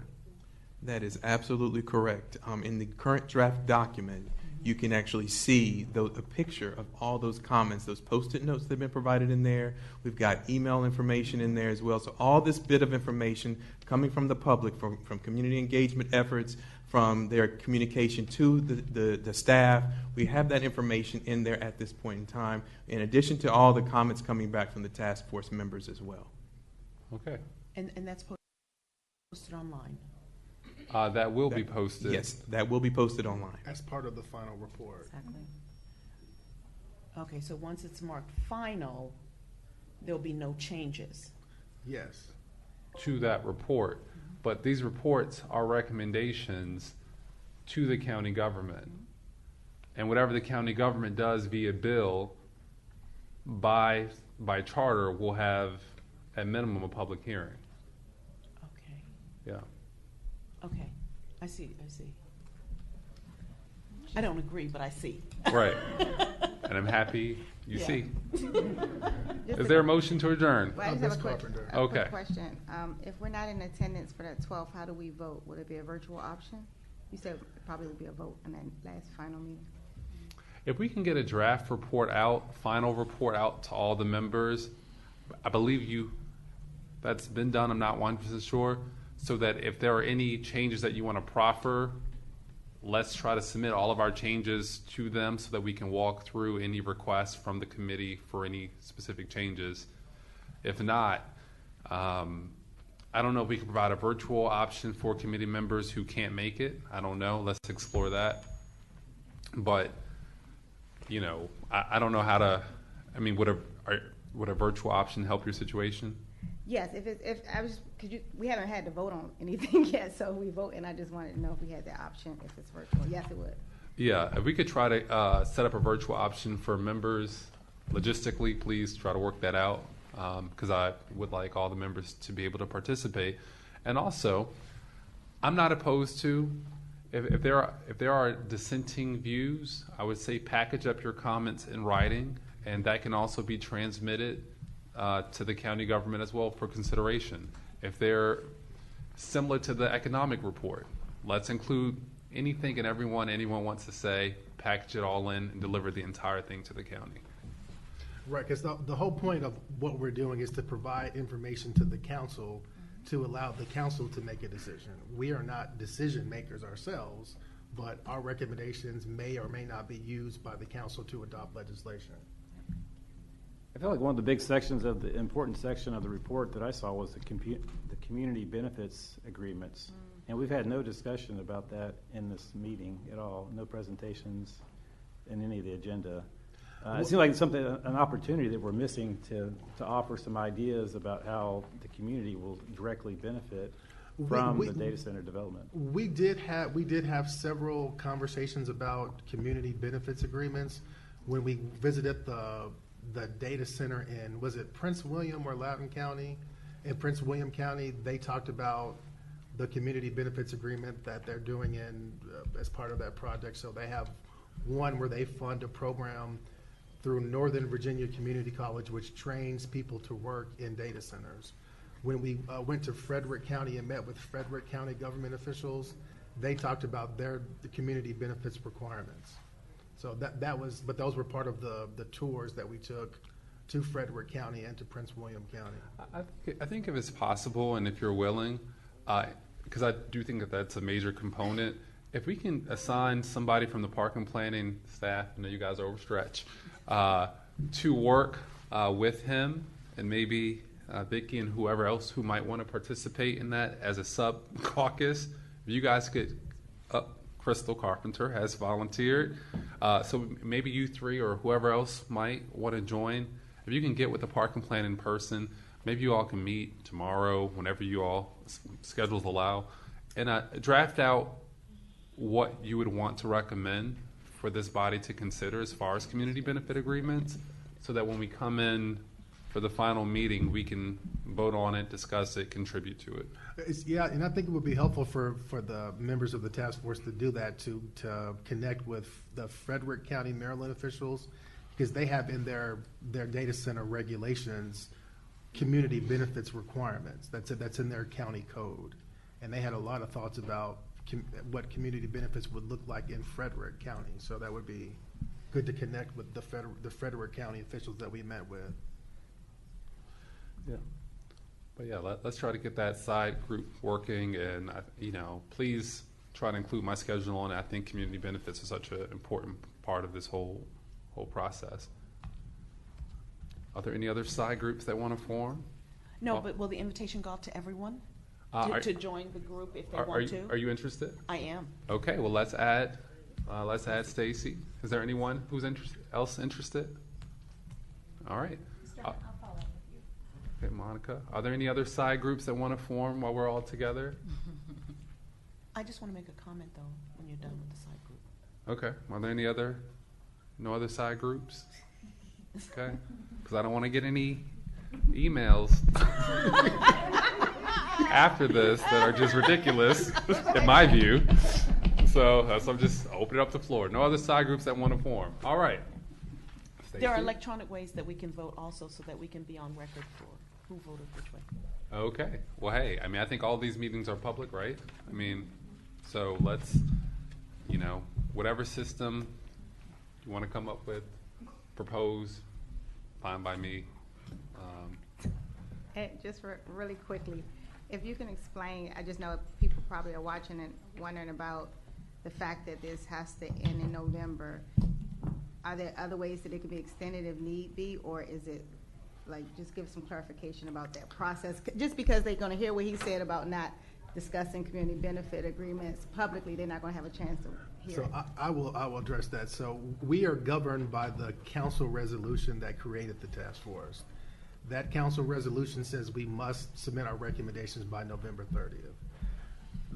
So the council has the authority, if they want to extend that deadline, they could do it by issuing another council resolution that extends the deadline. And that's out. That's a matter for the council members to consider, but in terms of our mandate, Right. we are bound by law to complete our report by November 30th. And do you really want to extend?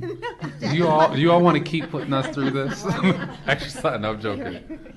But no, let's talk. Let's talk totally open. The door is open, so transparent. Every meeting's public. Haven't had a private one yet that I'm aware of. So with that being said, is there a motion to adjourn? Motion to adjourn. Second. All right. It's been properly moved and seconded to adjourn. All those in favor? Aye. We stand adjourned.